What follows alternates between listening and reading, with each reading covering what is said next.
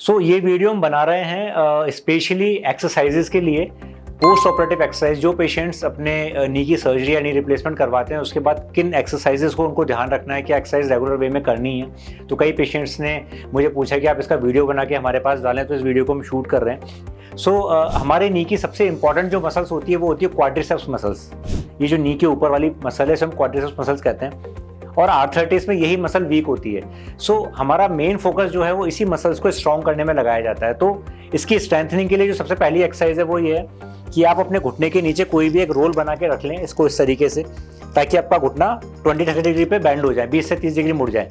उसके बाद अब आपको इस पंजे को अपनी तरफ खींचना है, ऐसे पंजा अपनी तरफ खींचा। इसके बाद अपने नी कैप को टाइट करके नीचे दबाना है, नी से इस वाले कुशन को प्रेस करना है। करिए प्रेस, ये इसको इतना प्रेस करना है कि ये पैर आपका इस पर टच रहे, सिर्फ आपकी एड़ी या हील जो है वो ऊपर उठे।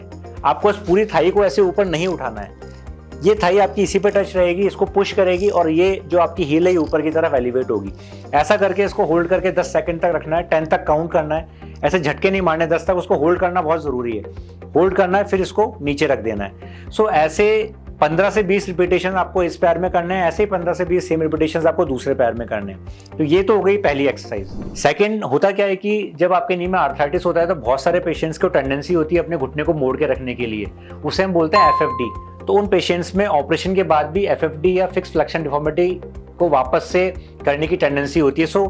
ऐसे पेशेंट जिनके घुटने के बीच में पीछे की तरफ गैप रहता है, उन पेशेंट्स को ये एक्सरसाइज करनी है। इसमें क्या करना है, इसमें वही कुशन जो है वो आपको घुटने के नीचे ना लगा के हील के नीचे लगाना है। अब हील के नीचे लगाने के बाद आपको नी को प्रेस करना है, यानी इस कुशन को आपको नीचे दबाना है और घुटने को प्रेस करना है। करो, ऐसे प्रेस करने से आपका ये हील तो हवा में रहेगा इस कुशन पे और ये घुटना नीचे की तरफ दबेगा। इसको रोकना है, 10 सेकंड तक काउंट करना है अगेन, फिर इसको छोड़ना है, फिर इसको 10 सेकंड काउंट करना है, फिर इसको छोड़ना है। सेम रिपीटेशंस आपको दोनों पैरों में 15 से 20 बार और 15 से 20 बार करने हैं। ये एक्सरसाइज आपको स्पेशल इंस्ट्रक्शन पे ही करनी है जो हील के नीचे वाली है, क्योंकि ये एफएफडी जिन पेशेंट्स को है उन्हीं को कराई जाती है।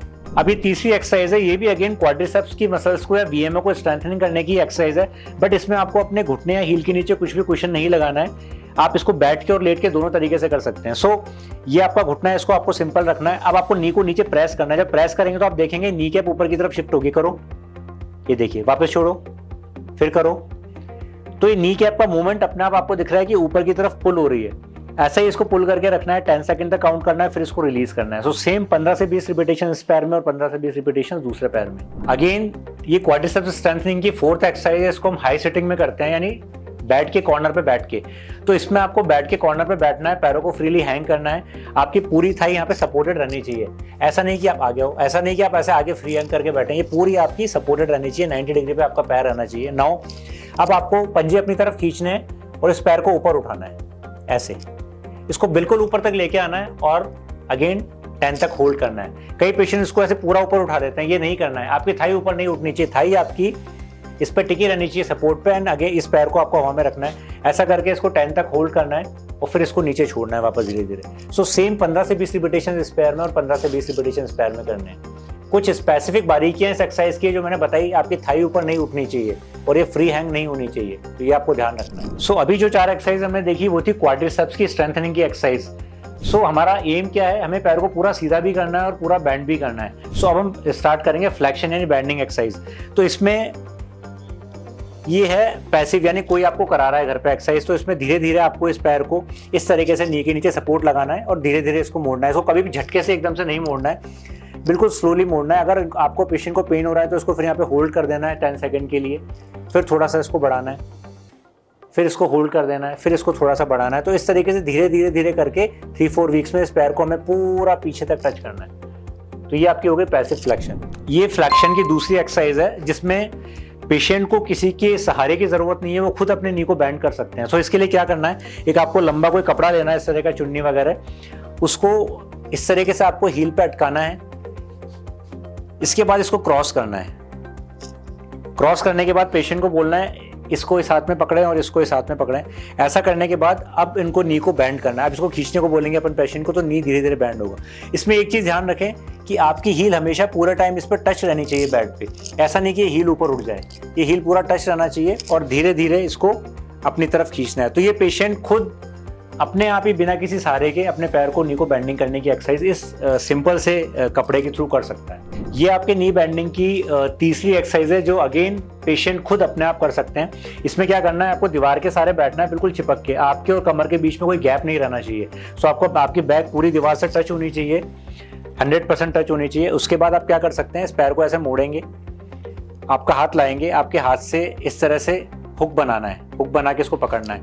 इसमें स्पेशली ध्यान ये रखना है कि इसको आपको नीचे से नहीं पकड़ना है, बिल्कुल आपका जो नी है इसके जस्ट नीचे से इसको होल्ड करना है और उसके बाद धीरे धीरे हाथ से इसको करो, ये इस तरीके से। अब थोड़ा सा आप हाथ नीचे ले गए एंड देन अगेन और इसको आगे, इस तरीके से धीरे धीरे करके आप अपने आप ही दीवार के सारे बैठ के अपने घुटने को मोड़ सकते हैं। सो ये हमने मेजर एक्सरसाइज बताई। अब एक नाम आता है एंकल पंप या एंकल मूवमेंट, जो होने को बहुत छोटी सी कसरत है बट बड़ी इंपॉर्टेंट है, क्योंकि ऑपरेशन के बाद ब्लड क्लॉट जमने के चांसेस रहते हैं, जिसको हम डीवीटी बोलते हैं। उसको रोकने का सबसे बढ़िया तरीका है आपका चलना फिरना और एंकल का मूवमेंट करना। सो हम पेशेंट को बोलते हैं जब भी हम राउंड पे जाते हैं तो एक ही चीज बोलते हैं, आप एंकल मूवमेंट करते रहिए। सो एंकल मूवमेंट कैसे करना है, देखिए, पूरा ऊपर पूरा नीचे।